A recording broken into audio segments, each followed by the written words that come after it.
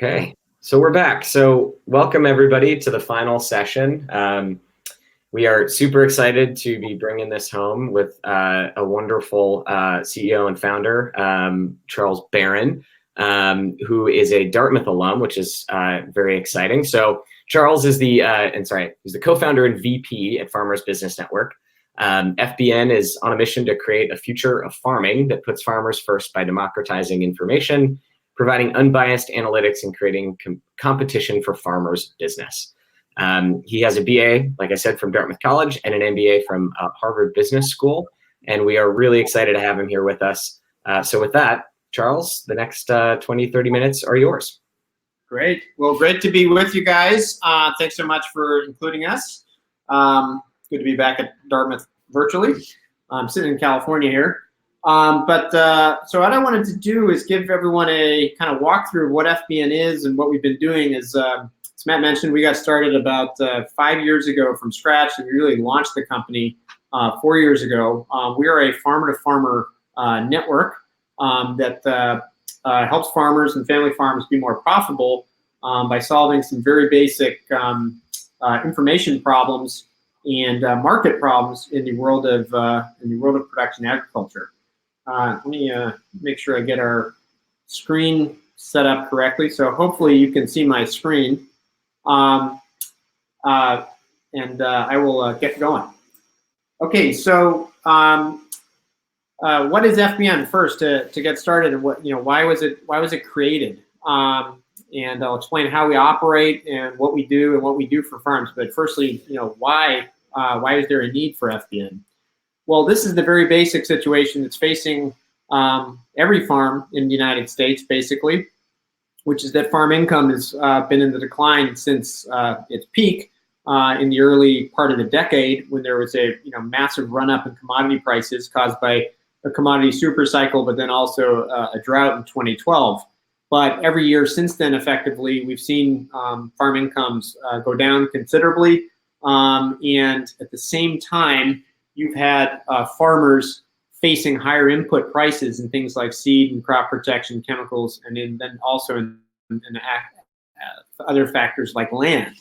Caused, in our view, by a very basic reality of the state of the world in agriculture, which is that farmers are effectively wedged in between massive oligopolist, highly consolidated markets, where you have an extreme amount of consolidation and control on the inputs and then on the distribution of those farm products side.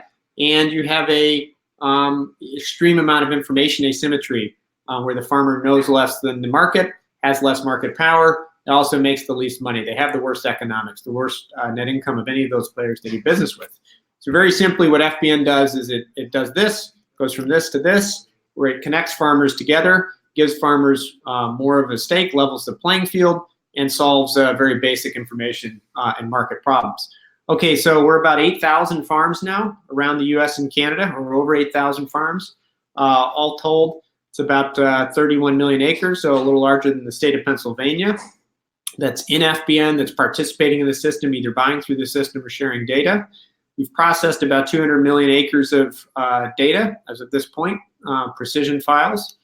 We've collected close to 100,000 pricing records from farmers that allows us to give farmers price transparency, solves a very basic problem I'll show you in a second. Collected, now this is over 20,000 seed tags, which allow us to do genetic matching, cross-matching, show farmers what actual genetic identities of seeds are, because they're marketed in a very opaque way. And that all sums up to this, which is what we call FBN Seed Finder, where we're able to now give a farmer a complete performance and price profile, genetic identity on over 4,500 seeds. So every farmer's got a plant, every farmer's got to select seed every year. How do you know you're getting the right seed that's going to perform the right way at the right price? That's what crowdsourcing information through the FBN network does. So quite literally, it turns the entire world into a plot trial. It does that by collecting precision data and other types of data, satellite imagery, soil nutrient data. But for every field, there's hundreds of thousands of fields in FBN. We build a profile of everything that took place, and then we network that information together across the FBN network now, and that's the 200 million plus acres of data that's been processed through the system. And what that does is then we turn that network into a profit system for the grower, for their farm. So we want to work across their P&L. We want to start with helping them make better input selection and purchasing decisions. We have the analytics system that guides them through their growing process throughout the year. And then we can actually help them sell their crop as well with our crop marketing arm through advisory, through production contracts, and through things like brokerage. And then this year, one thing that's been new is that we've been able to actually provide growers everything from farm financing to crop insurance to now health insurance to undergird their business. So in its sum, our model is that we work with our growers as their partners to improve their P&Ls, and we bring the power of the network as a create access points where that network gives them leverage to make higher incomes. All that information gets put into an app as well as a website, so they can do everything from looking at satellite imagery on their app to buying inputs directly from FBN, seeing what prices growers are paying, marketing their grain, tracking grain prices, seeing aggregated analytics on seed. All of it's available to them on the mobile phone, and a lot more other features that we've got coming out. I'll show you a pretty cool example here of what crowdsourced information actually can reveal in agriculture. So this is a view of seed genetics and seed brands and how much genetic sharing actually takes place in the industry. So in the world of corn and soybean seeds, there are hundreds of seeds that a farmer has to select from every year. They're marketed by over 100 different companies as well, 100 different seed brands, I should say. Well, by cross-matching genetic tags, what we actually find is that about 53% of the soybeans and about 45% of the corn seeds are identical to other seeds on the market. They're being sold by multiple companies. They're being white labeled. They're being charged. Farmers are being charged different prices, and they're completely in the dark. And then when you go a layer deeper and you look at all the connections as to who's sharing with whom, you realize that genetics are this massively tangled web, and the branding and the marketing and the way the multi-billion-dollar seed market actually operates is not nearly as independent as as what farmers are made to believe. And that means there's enormous price-saving opportunities for farmers if they can take advantage of that information. So we even see it in the major companies. We see that, for example, in the Dow family of seeds, 68% of their seeds are being sold either by other brands or by other companies. And what that means is that if a farmer has access to that information, they can save a lot of money and prevent a dangerous genetic situation where they're planting identical genetics when they think they're diversifying. So we made this very simple. They can literally just click a button in FBN. They can see all the other seeds that seed is sold as. We find some seeds being sold by 15 different brands, and prices can range $100 a bag. That's like $30 an acre to a farm. So that's a huge amount of money that is just on the table if a farmer can access the information. And this has been an extremely popular service. Has not made us popular in the seed industry because this has been a standard practice of the seed industry. But as I'll show you in a moment, has actually allowed us to create a new form of the seed industry, a new type of seed company. Another big issue that can be revealed through crowdsourced information is price transparency. Price transparency is something we all take for granted in our daily lives. When you go to buy anything, food, gasoline, groceries, you think about a gas station, prices are posted on the on the billboard out in front of every single location. Well, in the multi-billion-dollar inputs market in chemical and seed, there's almost no prices posted anywhere for those products, and yet you have hundreds of thousands of farmers who are the consumers of those products. The industry has evolved in such a way where it's been able to not post prices and make everything a negotiation and largely prevent e-commerce from entering the market. And that's something we've changed in the last 4 years. So we launched FBN Direct, and we allowed farmers to share prices into the system. They can send us invoices. We've collected about 100,000 of them, as I mentioned earlier. And what it shows you is that here's a seed that's being sold for over twice as much. One farm's paying $420, another farm is paying as low as $200 a bag.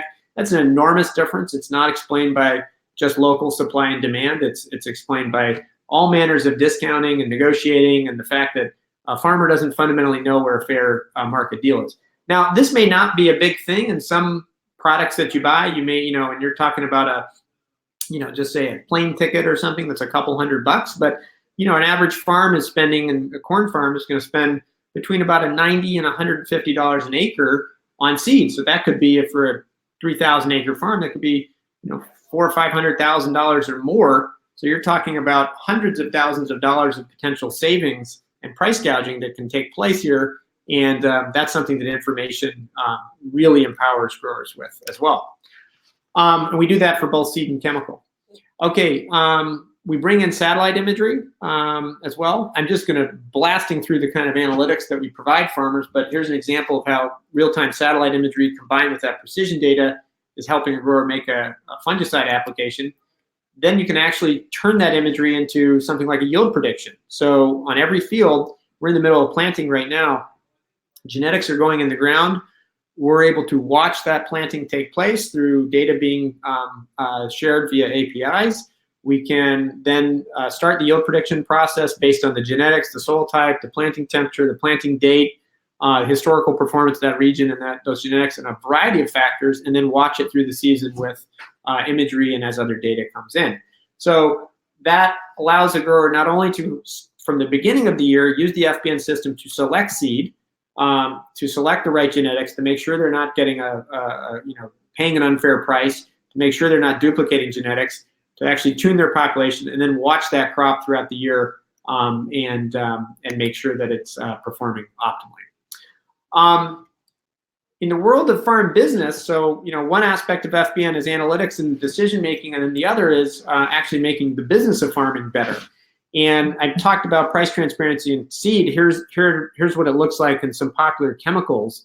So for something like Roundup, which is the most common ag chemical out there, you can see farms paying almost 3 times as much as one another for the same product. 2,4-D, another very common product, 2.5 times as much as one another. One thing that's different about chemicals than seed is that chemicals are, for the most part, very easy to ship around. They're not a bulk, for the most part, they're not a bulky good. Some of these are boxes that can be thrown on a FedEx truck and moved around the country very easily. So this level of price variation makes no sense. It makes absolutely no. Very simply, what FBN did is creates a online e-commerce platform for our members. It shows farmers exactly what the products are by active ingredient, which is one thing that these products have kind of been designed to obfuscate a little bit. You don't know exactly what the chemical you're buying is. Companies try to associate you with the brand. It shows you what other growers are paying, and then puts into a very easy apples to apples comparison, so you can see if a generic or a branded is really the right choice, exactly how much money you're going to save, and click and buy. Everybody told us uniformly that farmers would not buy these products online. These were consultative, advisory-based sales. There's no way that this system would work, and I can tell you that's categorically wrong.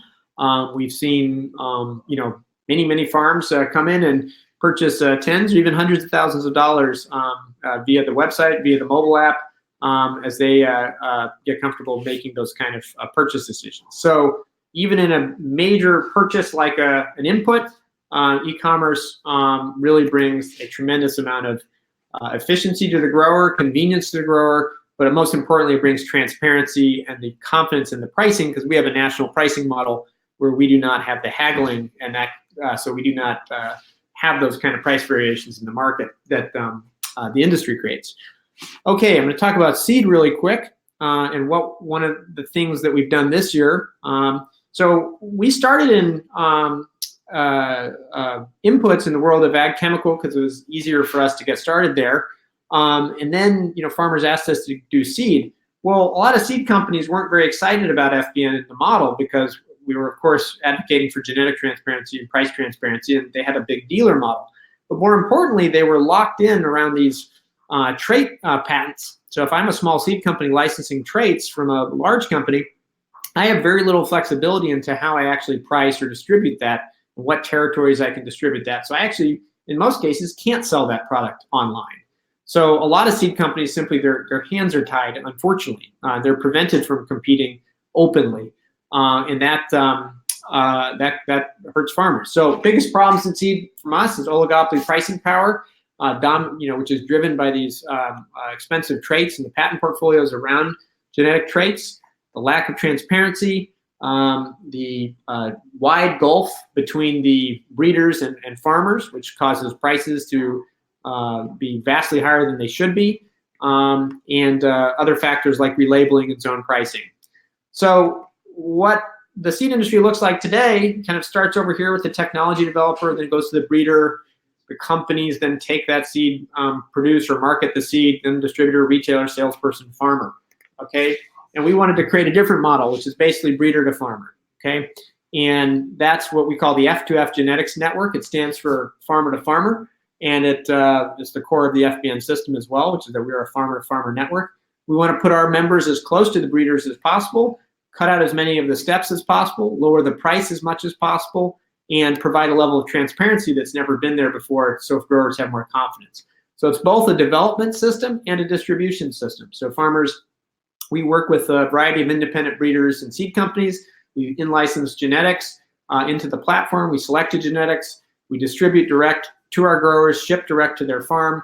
They can then provide the data back into the system so they can all see which seeds are working the best. We can't, low-performing seeds can't hide and can't be marketed because they will show up in the FBN Seed Finder system, and farmers will see very clearly when something is not a good seed.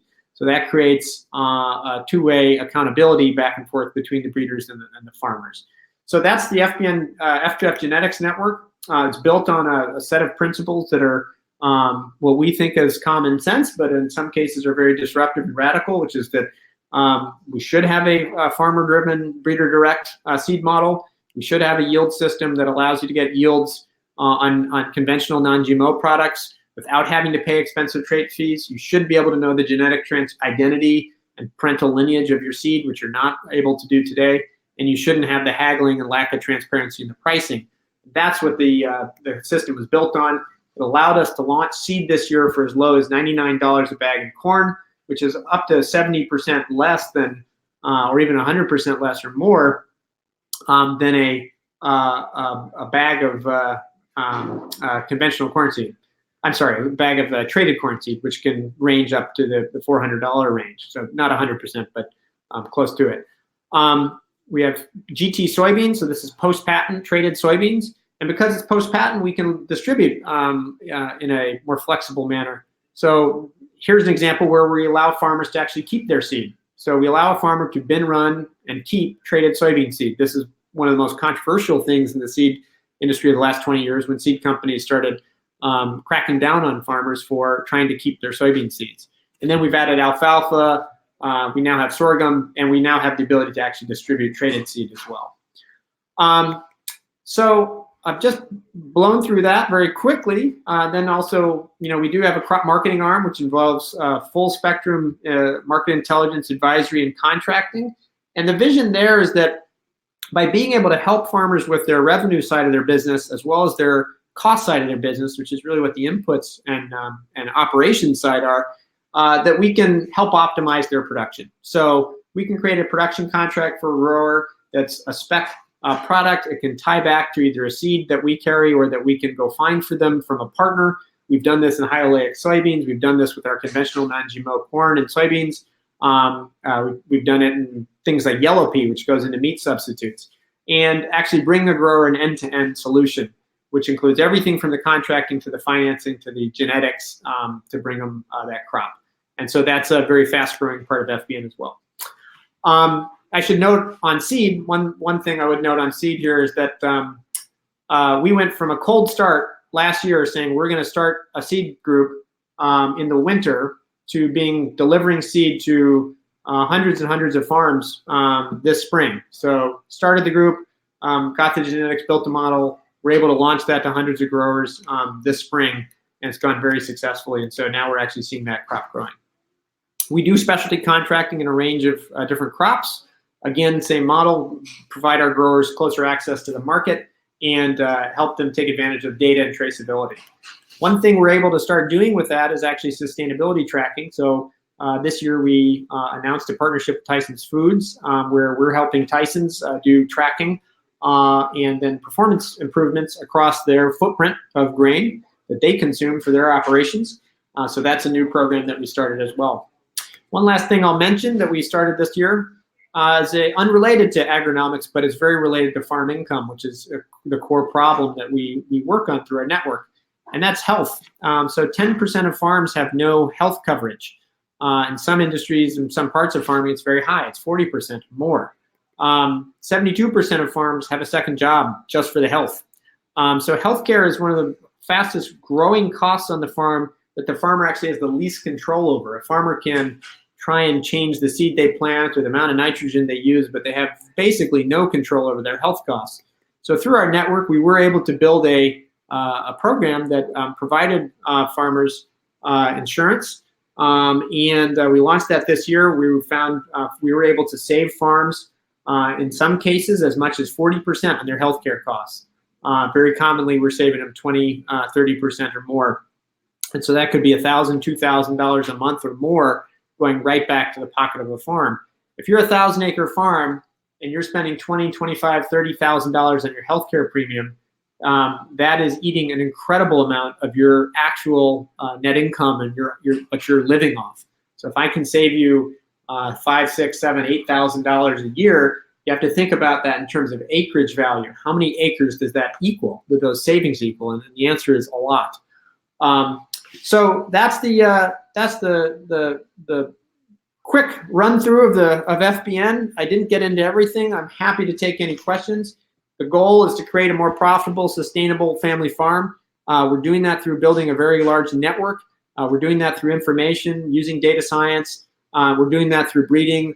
We're doing that through creating new models for seed and a new vision for seed, a new vision for crop protection. And you can bet there's going to be a lot more things that we'll come out with in the future as well that help improve our farmers' businesses. So with that, our basic views are that farming should be fair to farmers, and the industry should work for farmers. And that kind of sums up into our motto and our mission, which is farmers first. So thank you, and I will take, I'll kind of pause there and go back to the question box and see if cool. People have any Thank you. Yeah, I don't know if you've been able to pull up the question box, but there's a couple of good questions in here. The first one that got voted up here is from Alberto. So in which other ag areas do you see opportunities to apply your crowdsourcing knowledge? So have you thought about expanding to other crops, such as fruits, and to other countries? Yeah, so there are so many aspects of agriculture or of the farm business that that could be benefited here. Some of the obvious ones would be in things like livestock, and the similar problems around price obfuscation and channel obfuscation exist in that world for growers. And most of our growers are doing livestock as well as cropping, whether that's hogs or ranching. And when you get out into the western plains and places like that, like Nebraska and South Dakota, you get a very high percentage of doing both. So there's some obvious places there. There's things like machinery and land that there's aspects of that could be really exciting. But one of the things that we want to make sure that we always are basically taking on the side of our farmer. And there's some of those businesses where you go into conflict with your customer, and that's not necessarily the right place to be. So in any of those, we kind of have to decide: does it fit the model? Does it fit does it create the right relationship with our grower, where we're partnering with that grower, and is it benefited somehow by us with the network and access to scale or access to information? Great. So the next one. We'll pull up the question box. Let's see. Yeah, if you click Ask a Question there at the bottom, you'll see. You can choose one that seems interesting to you. Yeah, if you want to peruse them, yeah, so pick one out. Yeah, there's a question here about farmers first and data privacy. Yeah, good question. Okay, so let me see if I can close this. Okay, so in the model, data's been a hot topic, in agriculture for many years, and really the kind of origins of that concern came about where you had very large companies going in either forcing growers to give them data or enrolling them in saying, I want you to use this program if you buy our seed, or forcing you to do that. And then the grower having no control over the use of that data. Well, the first thing to remember about FBN is it's a voluntary opt-in system. We don't have any, pre-existing relationship. We're not your grain elevator. We're not your seed company. We're not your retailer or somebody you've been tied to for a long time. So if you want to use FBN, you can use FBN. Secondly, it's all at your election. So you can use which parts of data you're comfortable sharing in order to access different parts of the FBN system. So whether that's seed or genetic tags or prices, there's not a requirement to even share any data. If you want to just come into FBN and purchase things or do crop marketing or get health insurance, you can do that too. It's a membership, and you can use any or all of those features and benefits. And then most importantly, on data and data ownership, we keep an aggregated copy. So FBN has the ability to use that copy. So when we do the analysis, and we can then share that with the next member who comes in, grower can decide how much of their data to use and contribute into the system. But most importantly in that is actually understanding how your data is being used and who you're sharing it with. And there's many common misconceptions out there about ag data and how it's being used, and it's being sold, or it's the same thing as people's fears in consumer internet. It's just completely not the case with FBN. What we do is we're stewards of that information. We do not sell the information in any way. Grower gets to use it. They understand when they share it, it goes into the aggregated pool that the other members get to use. And they understand why they're sharing it, what they hope to get from it. And it's not going to something that they're not seeing. So, which is not the case with a lot of other companies, I should say, because your terms of service when you're using equipment, for example, you have no idea where that data is going, for example. But in FBN, you know exactly where it's going and how it's being used. Great. Let's see. I'll go back to the question box. I've got two more here. Two more. This here. Okay, there's one question on, looks like on satellite analytics. Yeah, satellite imagery and the whole world of remote sensing in general. Super interesting technology. It's fascinating. There's still a big challenge of having growers, are growers willing to pay for it? And are growers willing to actually consume it themselves, or is the advisor the one who consumes it? Or is it someone else, like a trader, who consumes it? So there's a lot of products that are developed for the financial market. In the world of farmers, which is what we deal with, we found that typically it's pretty difficult for growers to actually have a very clear ROI and understand why they would pay $3, $4, $5, $10 an acre, which are some of the fees that are out there for high-res imagery, and what exactly they're going to do with it specifically.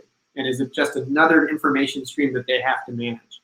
And so what I think the challenge is for anybody who's interested in working in that or wants to work on that is that they have to translate that to a very hard ROI that's a consumable output that a grower can get, that's a decision they can make that's very specific, and they know exactly what they're going to get from it.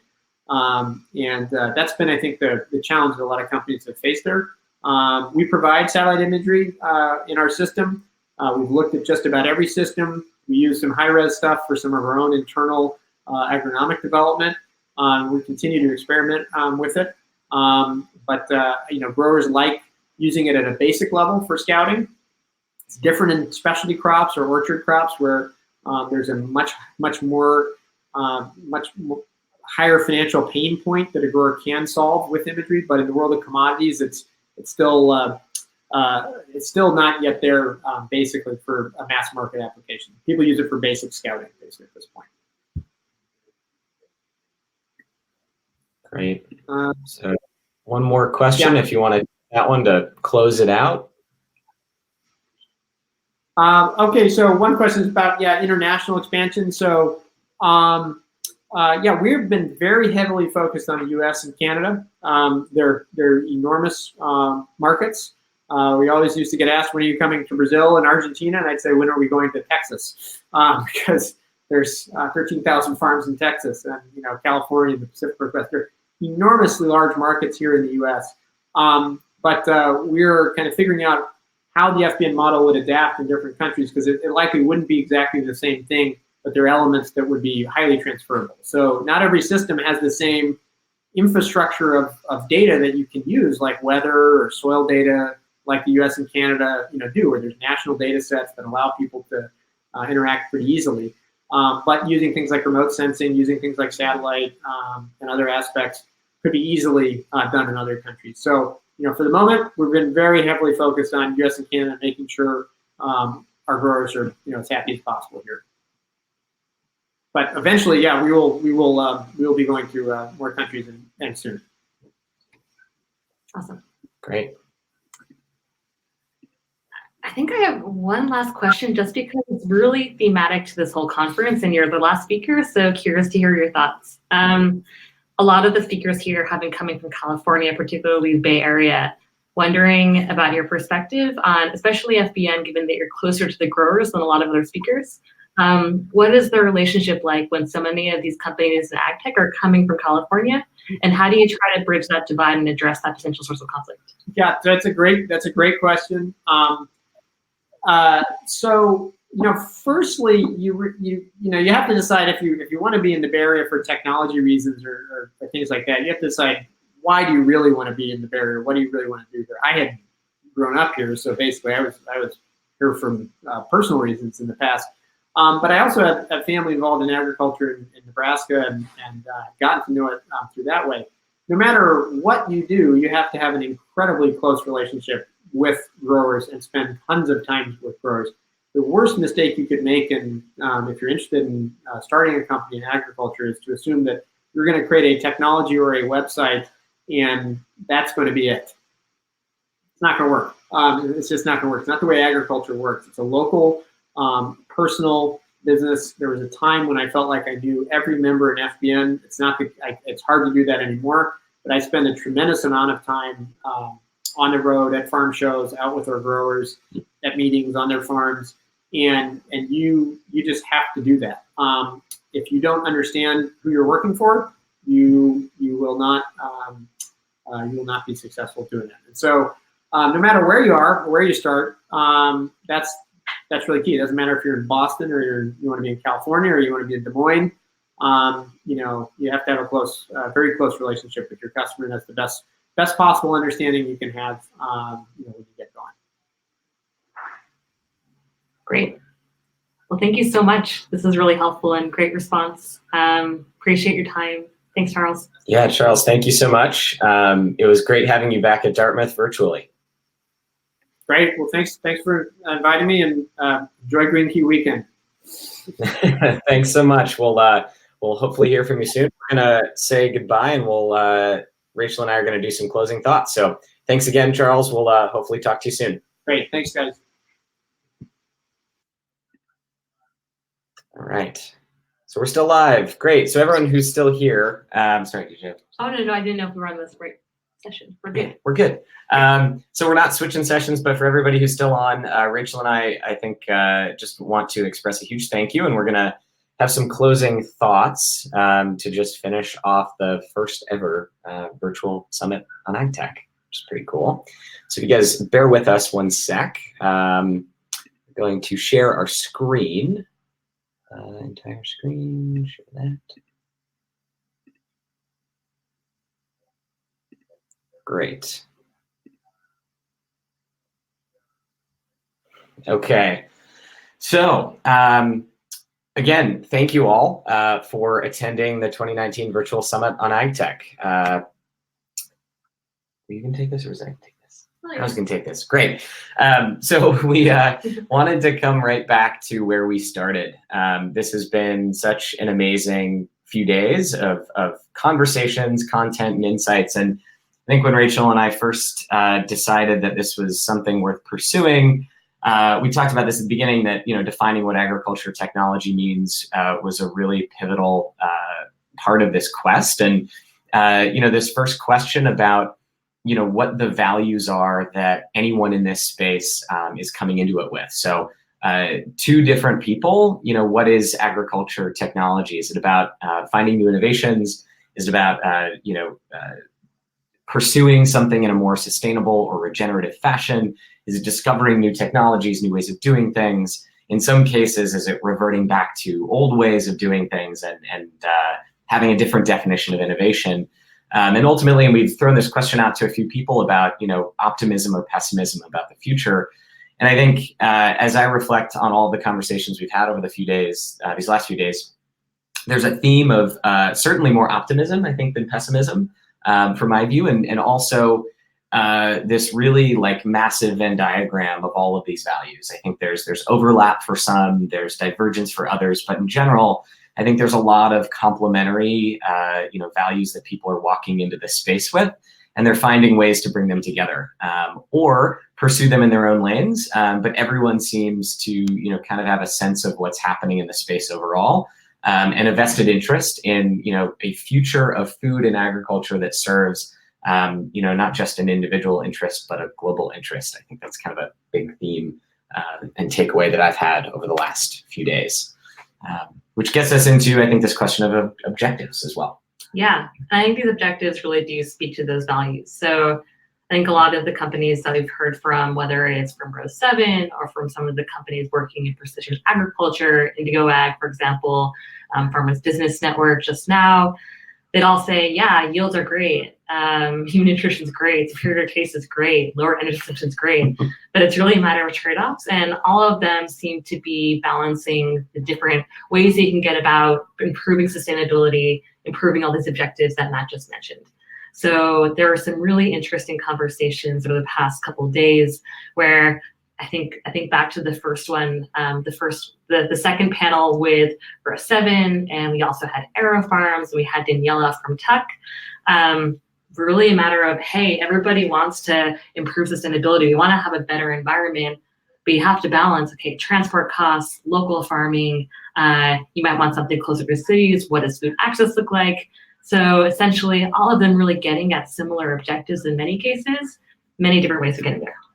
Totally. And I would add to that, I think another big takeaway with all of these questions we've posed and all of these perspectives we've heard from is, and I think you asked a question earlier today about the ecosystem that people operate in. And this was, in the context of our kind of new versus old ag and talking about plant and cell-based meats and alternative products.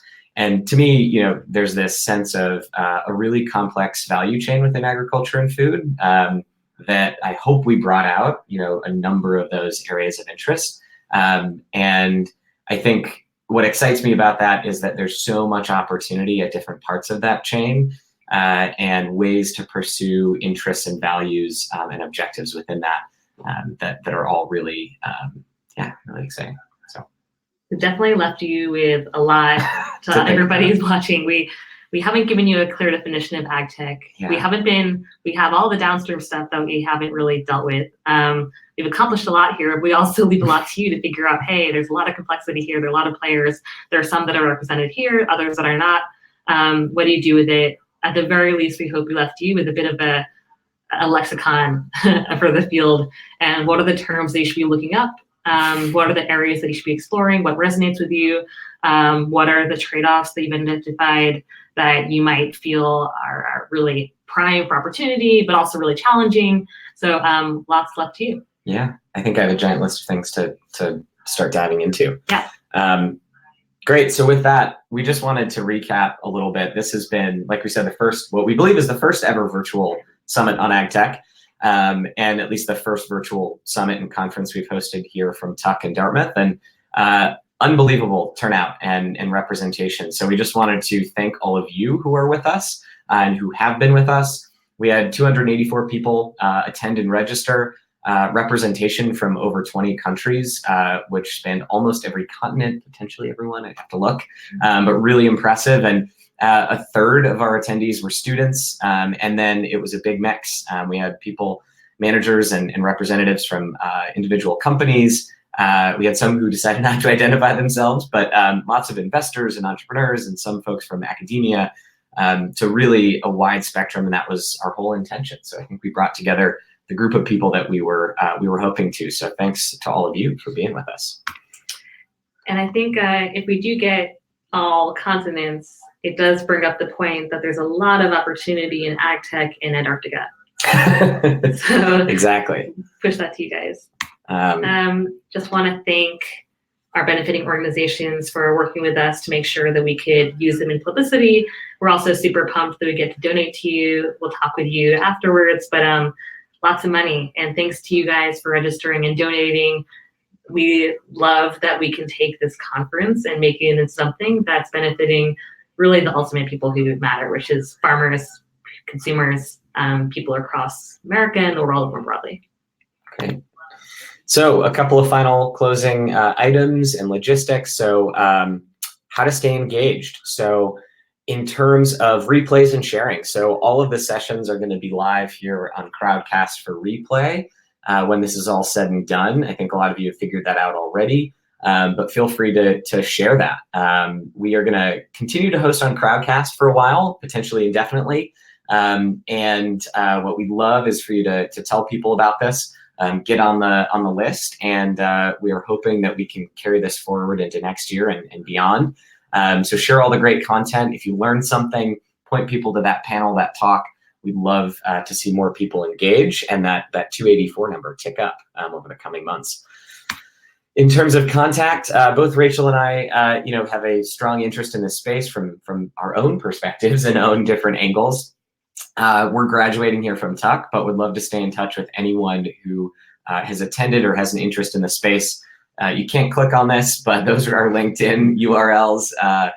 So for Rachel and myself, there's another Matt Bear out there, so I had to be Matthew Bear 1. I just created that this morning. And then in terms of contacting each other, for those of you that are still here, and I believe in the future you can still use those public chat boxes. So as you're in a space, feel free to post your LinkedIn pages, your email addresses if you feel comfortable with that. Stay in touch with each other, connect. The whole purpose of this is to reduce barriers for entry on this topic and then connect like-minded people. So let's make that happen. I think it should be pretty clear to find us on LinkedIn. The photos might be a little bit more flattering. We're in a, yeah, I'll leave it at that. Thanks to all the speakers. We discussed a few of them in these closing remarks, but it was wonderful to hear from you. Really diverse perspectives on different aspects of the AgTech field.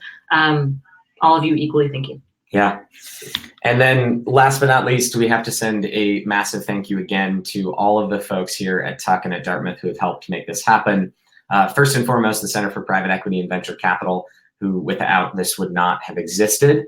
The Center for Business Government Society, the Center for Digital Strategies, the Center for Entrepreneurship, and the Magnuson Center for Entrepreneurship at Dartmouth, and Alpha Club for coming in as our non-Tuck and Dartmouth sponsor. We so appreciate the help in promoting this and getting the word out. And then for our collaborators, the Executive Director of the Center for Private Equity and VC at Tuck, Jim Foy, again, could not have done this without you. So thank you so much for your support and help throughout the whole process. This has been, I think, one of the most exciting and fun projects that we've gotten to work on during our short time here. And to our next year's co-chairs for the Food and Ag Club here at Tuck, Alberto, Charlie, and Nina, we leave all of this to you. So take it and run with it. We hope more stuff like this happens in the future, and we can't wait to see what you guys do with it. So with also, that, keep an eye on them. All of them are going into the food and ag space, so watch out. Big Tuck contingent going into the food and ag market. Yeah. So great. All right, so with that, we'll stop sharing. We'll do one final wave. Right? We got to do that. Bye, everybody. Great. Bye, Thanks everyone. so much. Thanks so much. Have a great rest of the week and a great summer. Bye.